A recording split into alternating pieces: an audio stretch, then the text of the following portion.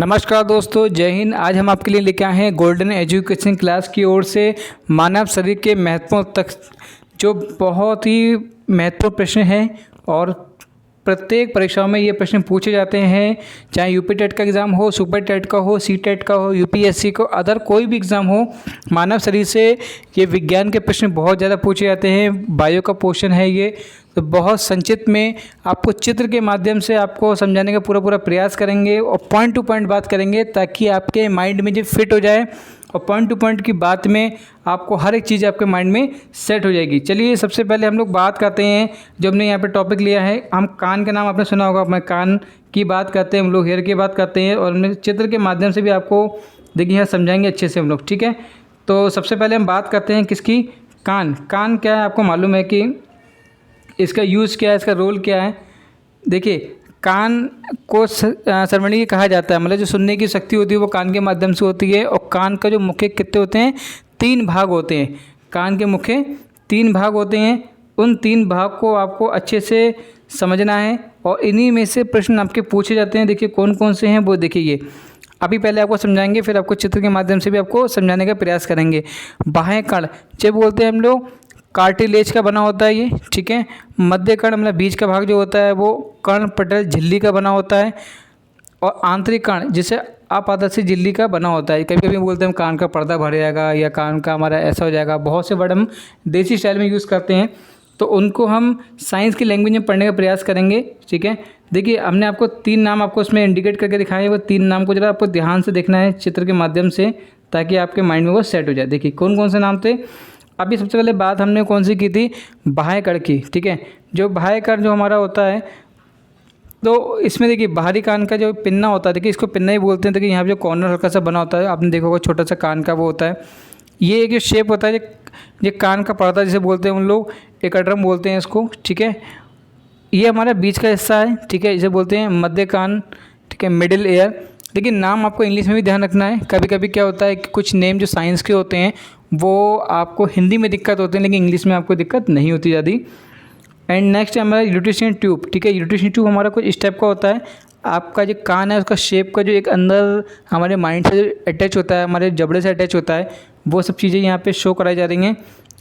एक है हमारा आंतरिक कान, ठीक है, जो आंतरिक कान, इनर ईयर। तो ये जो बीच का जो हिस्सा होता है ये वाला, ये हमारा इसमें इंडिकेट होता है। अब बात करते हैं कान की नली। देखिए कान की नली ये जा रही है आपकी, ठीक है, ये कान की नली जा रही है। तो ये सब हमारी क्या है, मेन जो पॉइंट की बात चल रही है वो ये 3 चीज़ें ही आपकी बहुत ज़्यादा महत्वपूर्ण है। इन 3 चीज़ों को ही आप पढ़ लेंगे तो आपको बहुत सी चीज़ों को आपका क्लियरेशन हो जाएगा, ठीक है। इनको आप अच्छे से पढ़ लीजिए एक बार और आपको बिल्कुल भी दिक्कत नहीं आएगी। इन्हीं में से क्वेश्चन पूछा जाता है, ठीक है। एंड नेक्स्ट इसके कुछ टॉपिक है इसमें, वो हमने यहाँ पे देखिए इंडिकेट करके दिखा देना है आपको, क्लियर थोड़ा बड़ा करके दिखा देते हैं ताकि आपको आसानी से समझ में आ जाए। देखिए क्या है वो कुछ इस टाइप से है। मानव शरीर में विभिन्न तंत्र पाए जाते हैं, जैसे पाचन तंत्र, श्वसन तंत्र, ठीक है, परिवहन तंत्र, उत्सर्जन तंत्र, कंकाल तंत्र, तंत्रिका तंत्र, अंतःस्रावी तंत्र। ये कुछ तंत्र हैं हमारे जो बहुत ज़्यादा पाए जाते हैं। इनको आप अच्छे से एक बार देख लीजिएगा और आप चाहें तो उसका स्क्रीनशॉट लेके भी रख लीजिए, ताकि आपको परीक्षाओं में सिर्फ एक बार देखने की ज़रूरत पड़ेगी, बार बार आपको देखने की ज़रूरत नहीं पड़ेगी। आपका माइंड में वो चीज़ सेट हो जाएगी जैसे ही आपके ऑप्शंस आएंगे। इनकी सीरीज़ भी हम लेके आने वाले हैं बहुत जल्द, ताकि आपका ये जितना भी रिवीजन करा रहे हैं तो और अच्छे से आपका क्वेश्चन के माध्यम से और एमसीक्यू के माध्यम से आपका रिवीजन हो जाए। अब हम लोग लेके आए हैं सबसे पहले, इसके नेक्स्ट है हमारा जो है मानव कंकाल तंत्र, ठीक है। आपको डरना नहीं है, ठीक है, कंकाल है ये, तो इसको अच्छे से देख लीजिएगा। लास्ट टाइम मैंने एक बार को पढ़ाया था तो वो कंकाल का नाम देख के वो कुछ बच्चे होते हैं वो थोड़ा सा शॉक से हो गए थे। तो आपको ऐसा होना नहीं है, ये हमारे प्रैक्टिकल लाइफ है, हम हमारे खुद का ह्यूमन का हमारा ये कंकाल है ये, ठीक है। तो मानव कंकाल तंत्र में हमारे क्या है, देखिए सबसे पहले कि अस्थि व उपस्थिति का बना होता है, ठीक है। ये हमारे जो मानव कंकाल तंत्र की बात करते हैं, अस्थि और उपस्थिति को बना होता है। मानव शरीर में कुल 206 अस्थियाँ और शिशु में कितनी होती हैं, 213 पाई जाती हैं। देखिए ये इंपॉर्टेंट क्वेश्चन यहाँ से लीजिएगा, क्योंकि पेपर में सबसे ज़्यादा यहीं से क्वेश्चन पूछे जाते हैं कि उनकी जो अस्थियाँ उपस्थिति के बना होता है। और मानव शरीर में कुल 206 अस्थियाँ और शिशु में कितनी होती हैं, 213 पाई जाती हैं, ठीक है। मनुष्य की खोपड़ी में 28 अस्थियाँ होती हैं। कपाल 8 हड्डियों से मिलकर बना होता है। ये जो 3 पॉइंट दे रखे हैं, इन्हीं 3 पॉइंट में से आपको परीक्षा में अक्सर पूछ लेते हैं। ये छोटे से 3 पॉइंट हैं और हमने बार बार बता रहे हैं कि हम पॉइंट टू पॉइंट बात करते हैं और पॉइंट टू पॉइंट ही आपके लिए इसमें सिलेक्टेड टॉपिक लेकर आए हैं।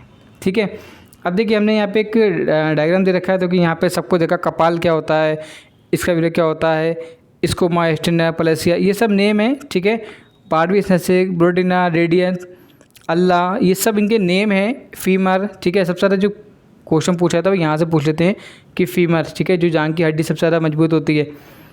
और पटेला, ये ऐसे बहुत सारे आपके नेम हैं। आप इसका एक बार स्क्रीनशॉट लेकर रख लीजिएगा टुकड़ों में, ताकि आपको अच्छे आसानी से ये क्लियर हो जाए। अब हम इनके जो पॉइंट हैं मेन उनकी बात कर लेते हैं। पहले क्या है कि मानव कंकाल के बारे में, अनुबंधीय कंकाल में कुल 126 हड्डियाँ होती हैं। ठीक है, कितनी होती हैं? 126। कौन सी? अनुबंधीय कंकाल में। ठीक है, मानव के वक्ष में 12 जोड़ी हड्डी लंबी घुमावदार अस्थियाँ मिलकर पसली पिंजर बनाती हैं। ठीक है, पसली पिंजर देखिए हमारी हड्डियाँ जो बचपन में एक अलग सीन होता है और बाद में बड़े होते होते वो हड्डी मिक्स होती रहती हैं और वो हड्डी की क्वांटिटी हमारी कम हो जाती है।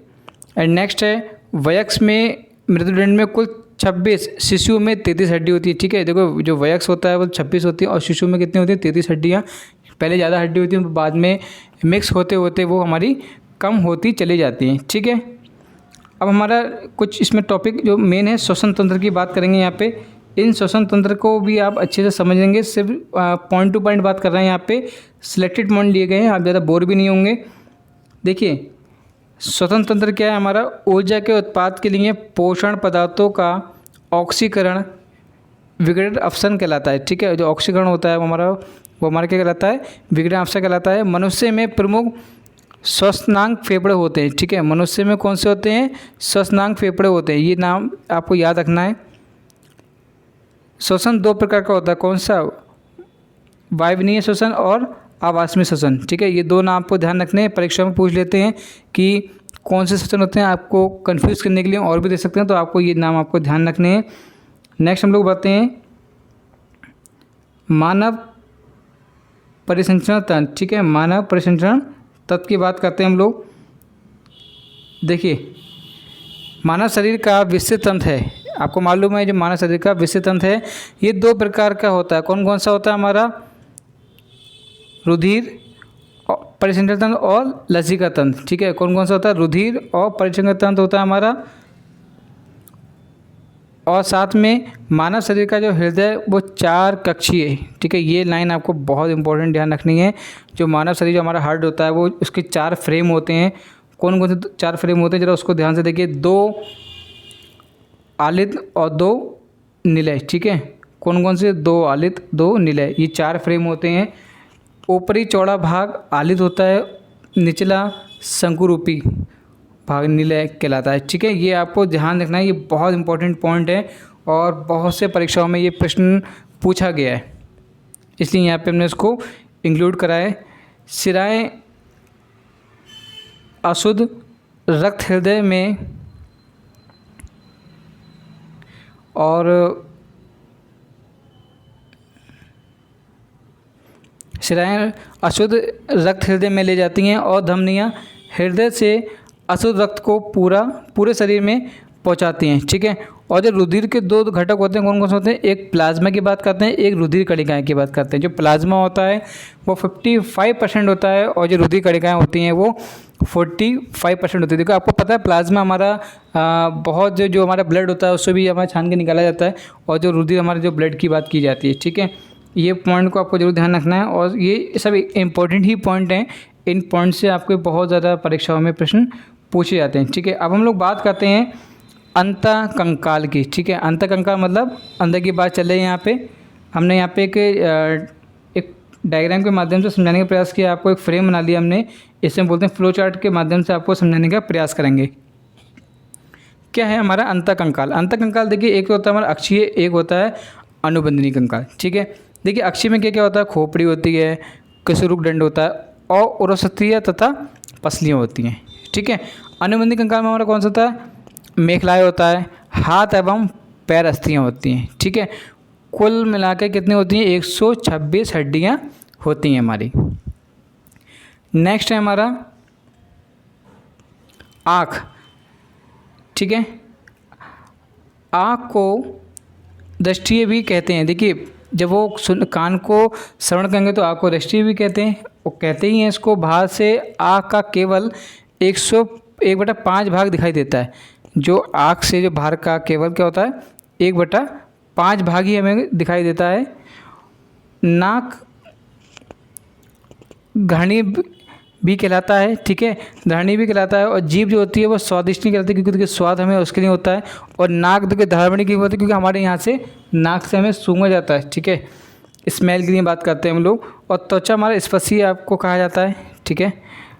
यकृत और अग्नाशय पाचन ग्रंथि होती है, ठीक है, ये नाम जरूर आपको ध्यान रखना है। देखिए मैंने यहाँ पे छोटा सा आपको एक डायग्राम टाइप का दिया है ताकि आपको समझ में आ जाए शायद, ठीक है। आँख की बात चल रही है। आँख हमारा दृश्य देखने का काम करता है। जो बाहर से आँख का केवल 1/5 भाग दिखाई देता है। ये लाइन को फिर से आपको एक बार मैं रिपीट करा देता हूँ।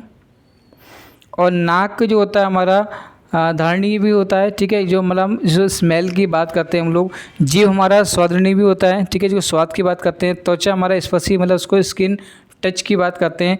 और यहाँ पे यकृत का जो पॉइंट है और अग्नाशय जो पाचन ग्रंथि के लिए हमारा यूज़ किया जाता है, ठीक है। प्लीज़ चैनल को सब्सक्राइब और लाइक ज़रूर कर दीजिएगा, क्योंकि और साथ में इसका आप बेल आइकन भी दबा दीजिएगा ताकि आपके लिए छोटी छोटी वीडियोस, शॉर्ट में वीडियो संक्षेप में आपका रिवीजन कराते चले जाएं। अब हम लेके चलते हैं आपके लिए मानव पाचन तंत्र के बारे में। देखिए मैंने मानव पाचन तंत्र के बारे में बहुत ही महत्वपूर्ण बिंदु लिए हैं, और साथ में मैंने जो डायग्राम लिया है वो इंग्लिश में भी लिया है और हिंदी में भी लिया है, ताकि बहुत से बच्चों को अगर इंग्लिश में समझ में नहीं आता तो इंग्लिश में कर सकते हैं, और हिंदी में समझ में आता तो हिंदी में कर सकते हैं, ठीक है। मानव शरीर में लगभग 70% पानी पाया जाता है। पाचन तंत्र जो होता है हमारा वो मानव दांत के 4 प्रकार के होते हैं। छेदन और अग्रवचन और श्रवण होते हैं, ठीक है। पाचन तंत्र में मुख्यतः आहार नाल और मुख्य जीभ, ग्रसनली, आमाशय, आंत, ग्रंथियाँ ये सब हमारी पाई जाती हैं। यकृत, अग्नाशय होती है। देखिए यहाँ पे जो पाचन तंत्र की बात कर रहे हैं, पाचन तंत्र देखिए यहाँ पे हमने एक डायग्राम आपको दे रखा है, ठीक है। इस डायग्राम के माध्यम से आप इसको अच्छे से आप पूरा इसको क्लियर कर सकते हैं। इसका आप स्क्रीनशॉट लेके भी रख लीजिए ताकि आपको बिल्कुल भी दिक्कत ना आए, ठीक है। और साथ में यहाँ पे अब हम बात करते हैं यकृत के बारे में बात करते हैं। यकृत हमारा क्या होता है कि मानव शरीर की सबसे बड़ी ग्रंथि और सबसे बड़ा अंग होता है। इसका भार कितना होता है? इसका भार होता है 1.5 किलोग्राम होता है, ठीक है। मानव शरीर का जो भार होता है, इसका भार जो होता है कितना होता है, हमारे यकृत की बात चल रही है 1.5 ग्राम। यहाँ से ही क्वेश्चन पूछा जाता है सबसे ज़्यादा। और साथ में यहाँ पे हमने देखिए यहाँ पे इंग्लिश में डायग्राम दे रखा, ओलिव क्रेडिटी माउथ। अगर आपको इंग्लिश में आपको चाहिए हो तो आप यहाँ का भी स्क्रीनशॉट लेकर रख सकते हैं ताकि आपको इस चित्र के माध्यम से आसानी से याद हो जाए। ये उदरगहु और डायाफ्राम के नीचे अमावस्या के ऊपर स्थित होता है। ये पित्त रस का निर्माण करता है, ठीक है। अग्नाशय का एक मिश्रित ग्रंथि होती है। इसका भारी भाग, ठीक है, इसका भारी भाग क्षारीय अग्नाशय रस का श्रावण करता है, ठीक है। एंड नेक्स्ट है हमारा जो पॉइंट, हमारा इंपॉर्टेंट पॉइंट है वो है हमारा, ये ग्रंथि भोजन, पाचन और शर्करा के उपाचक हेतु कार्य करती है, ठीक है।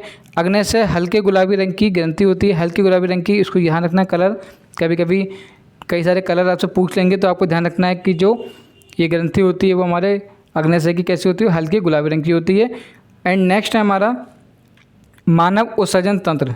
मानव उत्सर्जन तंत्र की बात करते हैं हम लोग, तो मानव उत्सर्जन तंत्र में हमारा जो मुख्य बिंदु हमारा कौन कौन से दे रखे हैं वो ये दे रखे हैं हमने कि एक वक होता है हमारा जो रक्त में क्षमता है, ठीक है। अभी आपको दिखा देंगे डायग्राम्स का। और जो वैक्स होता है वो हमारा मनुष्य के गुर्दे का भाग लगभग 150 ग्राम का होता है, ठीक है। ये आपने प्रैक्टिकली आपने खूब अच्छे से समझा होगा, सिर्फ आपको रिवीजन कराना है आपका। यहाँ पे देखिए सबसे पहले जब भी आप इसको पढ़ें तो एक बार डायग्राम को जरूर देखना है आपको, क्योंकि डायग्राम के माध्यम से आपको बहुत से नेम आपको याद रहेंगे जो हमने अभी भी आपसे कराए थे, ठीक है। देखिए हमने बात की थी यहाँ पे अग्नाशय की, आमाशय की, ग्रसिका की, तो ये आपको मालूम होना चाहिए ये पॉइंट कहाँ पे होते हैं हमारे पार्ट्स में, जिसके माध्यम से आप इसको अच्छे से आप कर सकते हैं। प्लीज़ चैनल को लाइक और सब्सक्राइब जरूर कर दीजिएगा और बेल आइकन दबा दीजिएगा। Thank you so much. नमस्कार, जय हिंद।